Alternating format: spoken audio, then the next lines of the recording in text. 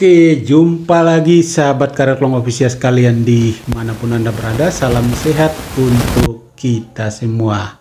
Jumpa lagi di channel kita yang keren ya, Kareklong Official ya. Oke, sahabat Kareklong Official sekalian, pada video kita kali ini kita akan membahas topik terkait dengan wacana duet Ganjar Anies ya. Pada kesempatan ini kita akan membacakan beberapa berita ya yang ditulis oleh media-media nasional dalam kaitan dengan topik kita ini ya. Yang pertama kita akan bacakan dari kompas.com ya. Kompas.com itu dia menulis berita wacana duet Ganjar Anies ini adalah bagian dari siasat untuk mengalahkan Prabowo Subianto. Apakah benar demikian? Kita bacakan ya. Setelah itu kita ulas bersama. Mantap. Judul beritanya adalah wacana duet Ganjar Anies dan siasat taklukan Prabowo Subianto ya. Oke, kita bacakan cuplikan aja ya. Setelah itu baru kita bahas ya. Tidak perlu dibaca semua. Oke. Jakarta Kompas.com. Wacana duet Ganjar Pranowo dan Anies Baswedan di pemilihan presiden Pilpres 2024 menggema belakangan ini. Dorongan ini berangkat dari pernyataan Ketua DPP PDI Perjuangan Said Abdullah yang berharap dua bakal calon presiden ini bisa bersatu. Oke. Sejauh ini Ganjar dan Anies tak memberi isyarat penolakan, keduanya justru menyambut baik atas wacana tersebut. Apa benar demikian ya? Di sisi lain, dorongan supaya Ganjar dan Anies berduet dinilai sebagai siasat untuk melawan Ketua Umum Partai Gerindra Prabowo Subianto yang belakangan santer bakal meminang Wali Kota Solo Gibran Rakabuming Raka sebagai pasangannya di Pilpres 2024. Wah, bakal seru ini ya. Oke. Kemudian wacana duet Ganjar dan Anies dinilai sebagai siasat untuk menaklukkan Prabowo Subianto yang belakangan santer akan meminang Gibran Rakabuming Raka. Terlebih dalam Pilpres 2024, Presiden Joko Widodo juga disebut lebih condong ke Prabowo ketimbang Ganjar. Tetapi jangan-jangan memang apa yang disampaikan Pak Said Abdullah ini sebagai pesan politik juga ke istana yang kelihatannya lebih condong ke Prabowo Subianto dan ingin memasangkan dengan Gibran, ujar Direktur Eksekutif Parameter Politik Adi Prayitno dalam program Kompas Petang di Kompas TV. Oke. Baik, sahabat Kareklong Official sekalian, kalau pesan ini yang disampaikan oleh pengamat politik Adi Prayitno ini, saya dalam konten saya sebelumnya, konten yang ini, ketika Puan Maharani berfoto bersama Ganjar Pranowo, Anies Baswedan di Tanah Suci, ketika mereka melakukan ibadah naik haji, itu dalam konten itu saya menganalisis bahwa memang ada pesan dari PDIP ya, Puan Maharani kepada istana, kepada Jokowi ya. Pak Jokowi ya, kalau Anda jauh-jauh dari kami lebih condong ke Prabowo, ke kubu ke sebelah, maka kami akan merapat dengan antitesa Anda, yaitu Anies Baswedan.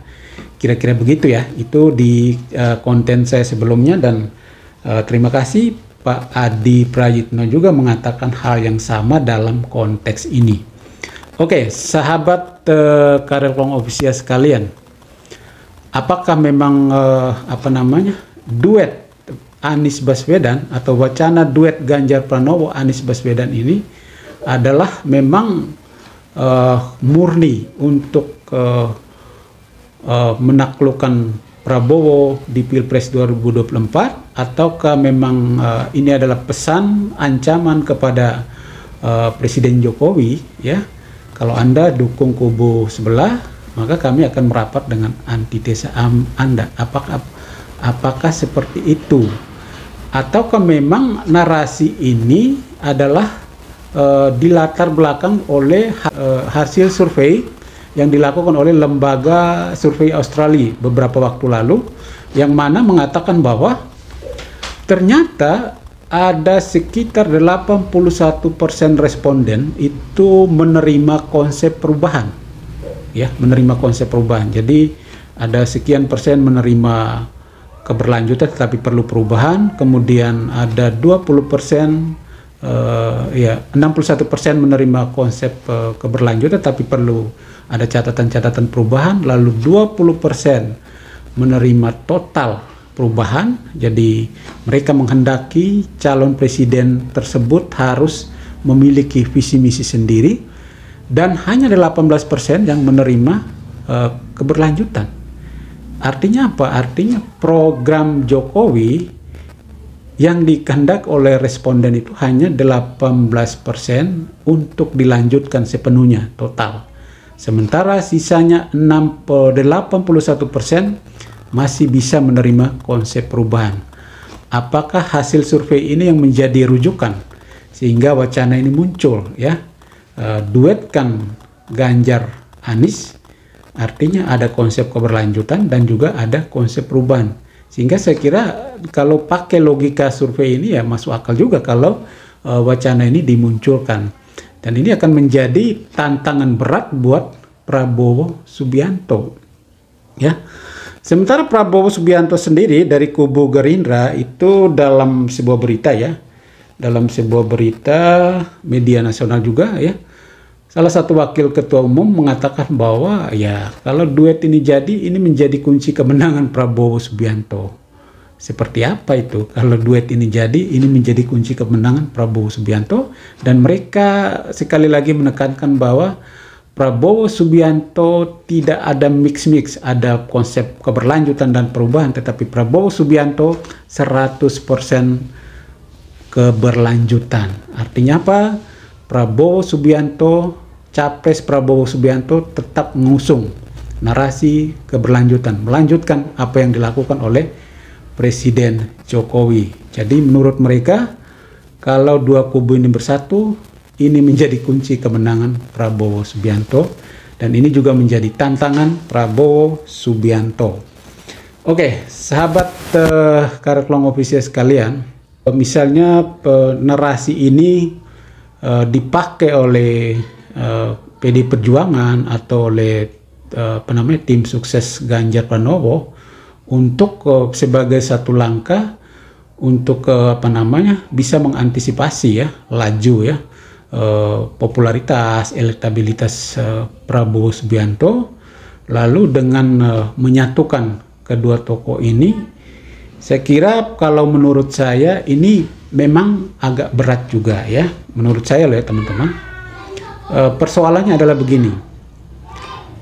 Kedua tokoh ini ya memang sebelum dideklarasikan sebagai capres itu saya kira sudah ada upaya, ya, yang dilakukan oleh Surya Paloh bagaimana menyatukan kedua tokoh ini. Tapi toh hasilnya kan tidak sampai hari ini belum begitu mantap, ya. Dan sekarang narasi ini diulang lagi.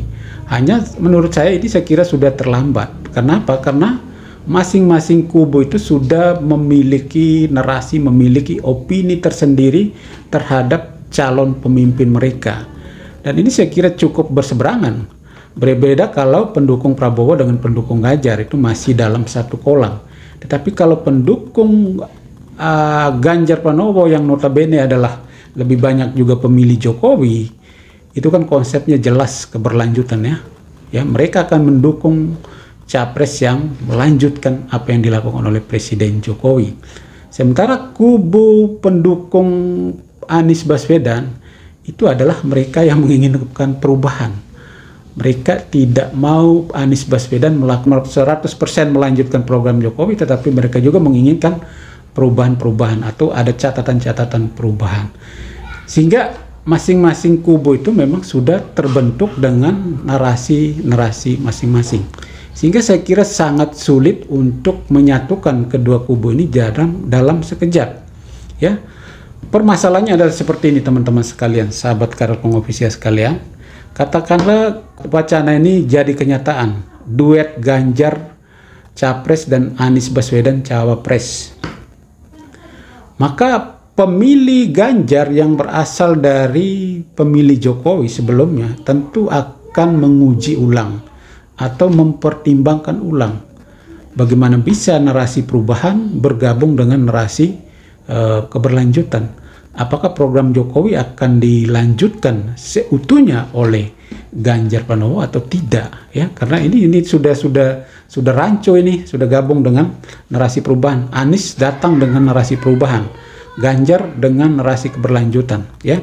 Jadi ini menjadi sebuah keraguan buat pemilih Jokowi yang mendukung Ganjar. Mereka akan mengkaji ulang, ya.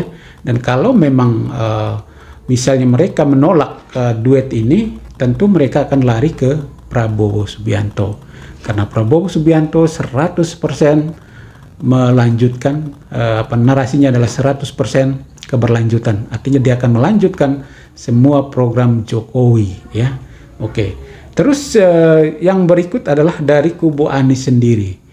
Anies Baswedan ini kan ya kita tahu ya bahwa narasinya jelas perubahan, konsep perubahan, dan pendukungnya itu saya kira di media sosial ya kita saksikan bagaimana kedua kubu ini saling serang ya, kubu Anies Baswedan dan kubu Ganjar Pranowo.